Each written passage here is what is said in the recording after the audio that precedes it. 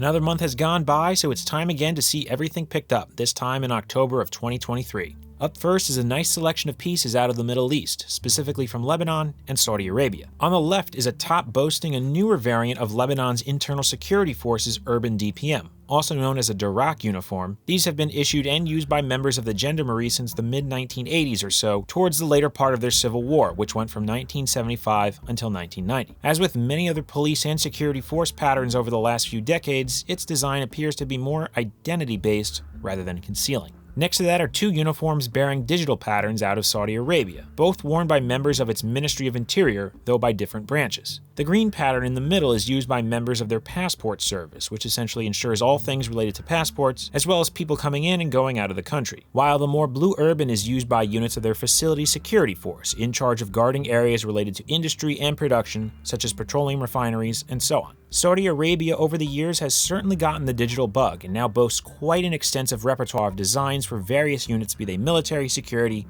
and even bureaucratic. So finding these helped add to that ever-growing collection. All three of these were acquired through Cedar Core on Instagram, who has an ever-changing inventory of camouflages and uniforms from that region and even parts beyond. So be sure to check them out. Staying within the region is yet another pattern out of Iran, and a very vibrant one at that. Used by their Air Force, this stark blue woodland-style pattern is definitely something else, and almost hurts your eyes when you look at it. But as always, the question arises, how is the build quality? Well, apart from the patches and some uneven stitchwork, it's actually pretty good. Last on the docket for camouflage is this rather odd piece out of Poland. Though technically not a military uniform, the fabric and pattern are, as it was an experimental design sometimes referred to as snake or alligator, due to the shapes being pretty reminiscent of the skin and scales of both. As with numerous other failed and rejected camouflage designs, fabric was recycled and used to make commercial and fashion garments. Finally, to wrap things up are two helmets from opposite ends of the world. On the left is a Dutch M34, while on the right is a South Korean M76,